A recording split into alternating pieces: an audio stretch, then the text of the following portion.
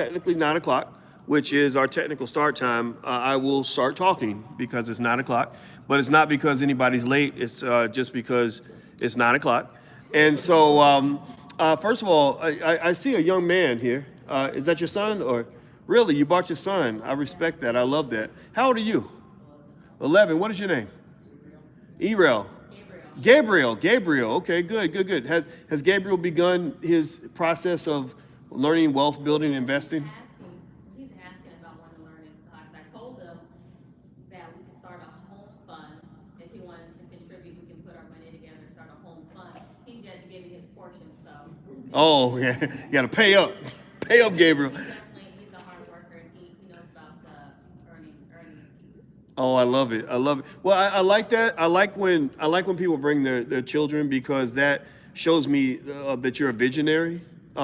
Because one of the things about the wealth game is that it's one of those games where people who have the best vision usually win. People who can see the furthest into the future usually win.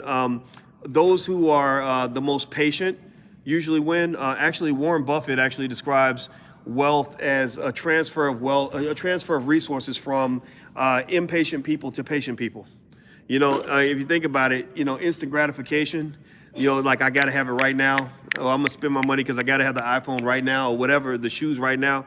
Like, that is obviously a mindset that leads you to being broke. And so the fact that you're seeing this with your son is a huge, it shows a huge amount of vision in your role as a parent, because I think sometimes as parents or even grandparents, we don't understand how the littlest things that we do can have a massive impact on our children later on down the line. Like the tiniest things, and what's also there, what I'm also seeing is that it's not just Gabriel that's impacted. Gabriel's children will be impacted. If you get to our age, I don't know if anybody, how many of you are older or younger than me, or what your ages are. Black don't crack, so some of y'all probably looking 30 and about 60 years old. But it's like, at my age, I've seen children like him grow into parents and even grandparents, and I'm stunned by how quickly that happens. It's fascinating. It's like, oh my God, he was 11 last week, and now his child is having a child.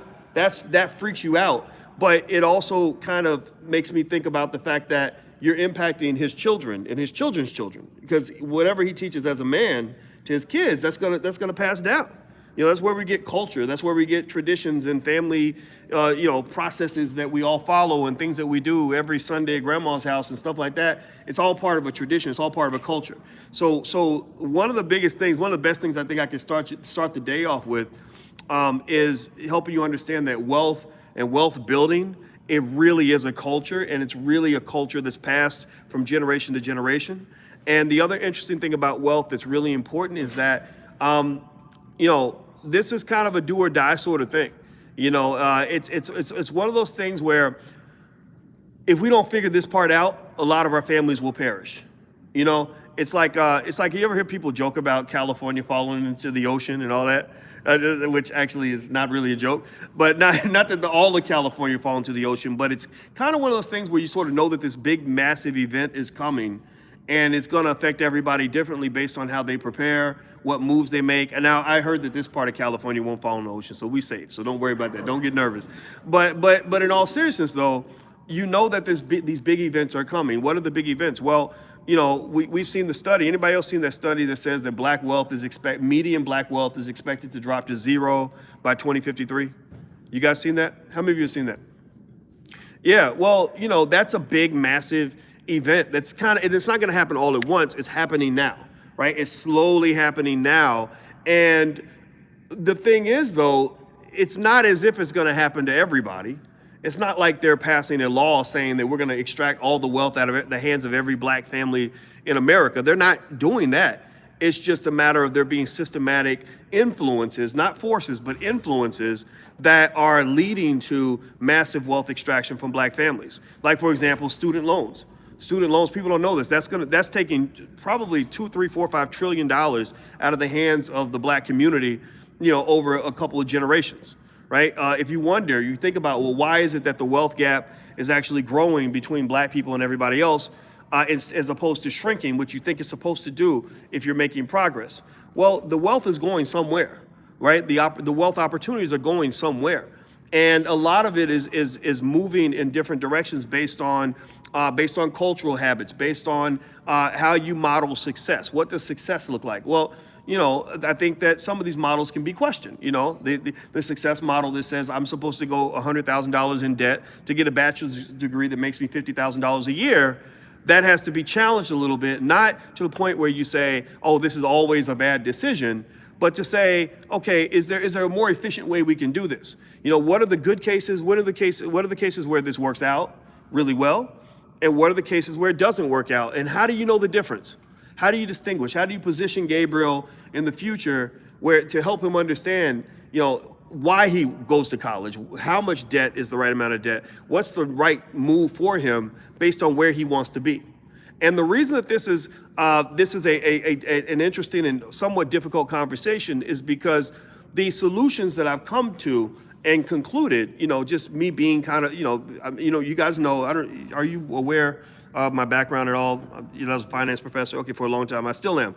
But the solutions that I've come up with are not systematic solutions. These are not solutions that are being mass marketed to the Black community. These are not solutions that you're gonna come to if you just simply do what everyone else is doing, if you do what everyone else is telling you to do. These are things that kind of push you off the beaten path. And what I have concluded is that when you talk about things like, Black wealth is gonna drop to zero, median Black wealth drops to zero by the year 2053, I'm seeing it as, if you are Black and you do what everyone else is doing and you follow the blueprints that everyone put in front of you from the day you're born, then this is going to happen to you. You're going to be part of that statistic.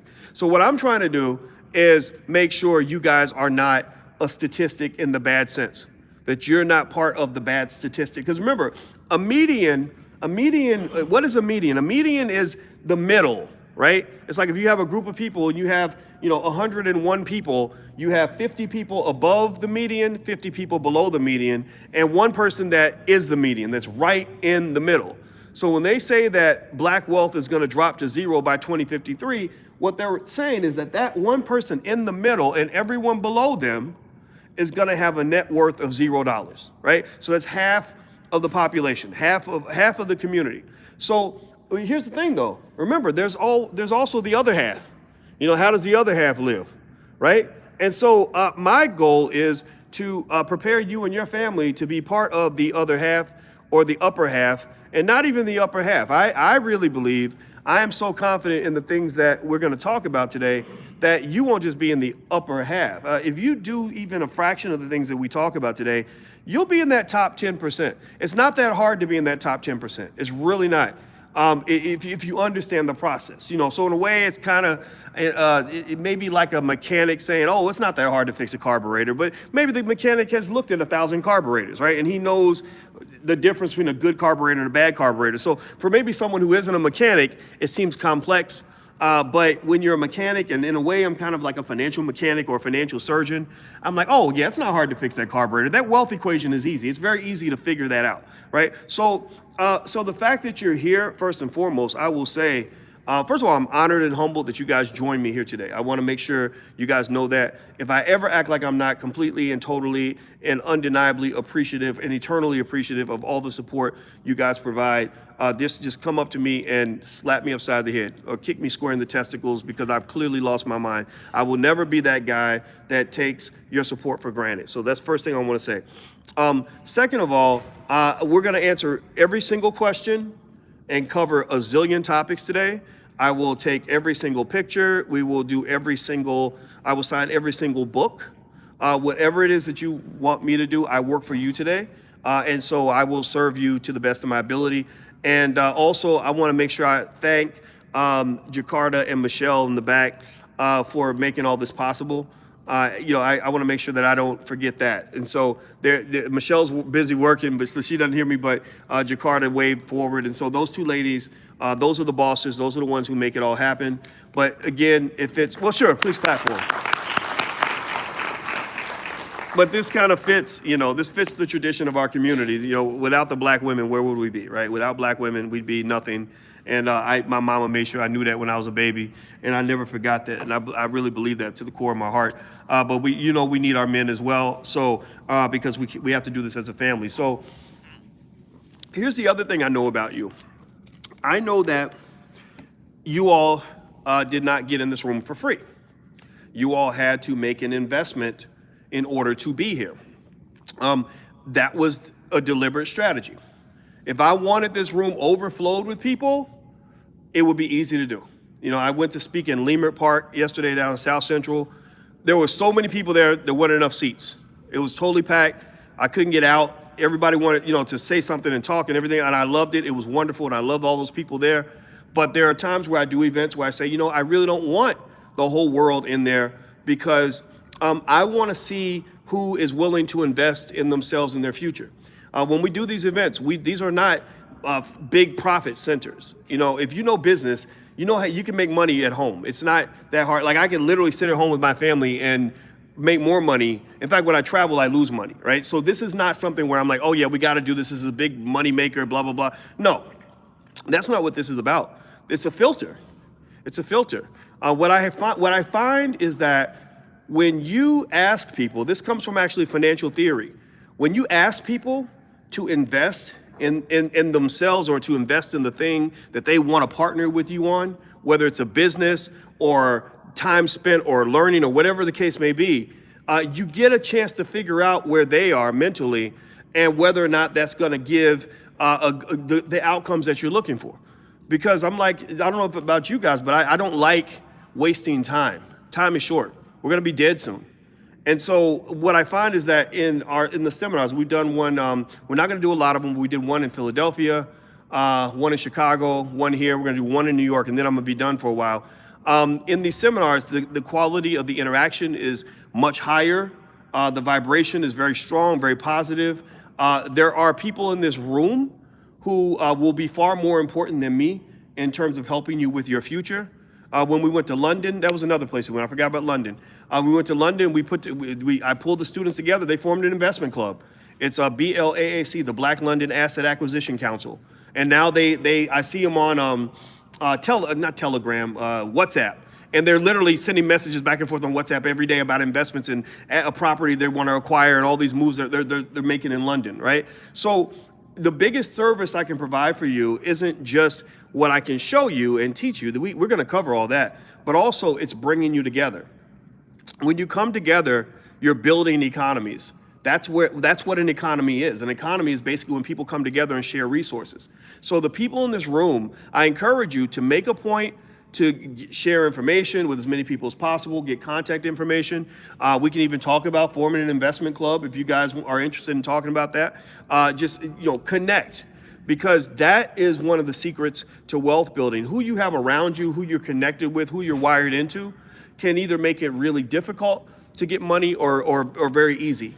In fact, I found it interesting when I would look around, and I said it's fascinating to me that I can go some places where getting $20 is really, really hard, where people get killed over $100, right? But then I'll go somewhere else and I'll be in another circle and somebody will say, yeah, we got to raise $50,000 by Tuesday, and they get $50,000 by Tuesday, right? And what I notice is that, what circle you're connected to plays a huge part in that. And now the problem, that I always had is that most of those circles didn't include people that look like me or people that thought like me. Either it was, full of white people who, they're still getting used to us. I think hundreds of years later, I think they're used to us being here, but then when we're here, that creates a little weird interaction. So we're still not entirely comfortable with each other. But, so it's either white people or it's black people who think maybe I'm too black, who still think that being too black is a bad thing. And I think that we're ahead of our time. I love the transition the country's making, because I can think about a decade ago where being black wasn't exactly the most popular thing in the world, and now everybody wants to be black, and I think that's cool. And I think over time, more and more people want to be black, right? So ultimately, at the end of the day, that circle that you have, make sure that it fits with people that can help you to become who you want to be. People that are also ready to put their money where their mouth is. Meaning that if you say, okay, let's have a meeting Tuesday at 9 o'clock to talk about forming this LLC, they're going to show up Tuesday at 9 o'clock to form this LLC. If you say, okay, everybody's going to put in $2,000 to get this company started, they show up with their $2,000. It's very frustrating. It's very hard to build when you're building with people who don't have a builder's mentality, who are either unwilling, unable, or get distracted, easily distracted, or who give up too easily.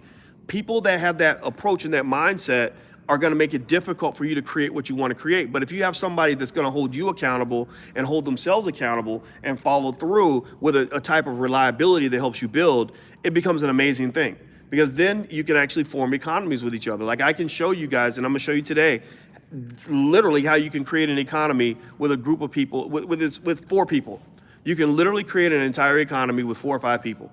And so I'm going to show you that by breaking down the fundamentals of what an economy is. But most importantly, I also want, hey brothers, how are you? Scoot up, please. Feel free to take one of the empty seats a little closer. That way we can all hear each other. That way I don't want to have to yell or scream at you the whole time. But this is the last point I'm going to make before we get started on the technicalities of this. Before we get into the what and the how, which I can show you pretty directly, it's not that difficult. We need to talk about the why, right? Some of you know why you're doing this already. Some of you already have your passion, your motivation, the thing that drives you. But I encourage you, no matter what level you're at and your why, dig deeper. Really make sure you're clear on the why. That's shaping your core values as a human being, as a family, as a community. Like why are you doing this?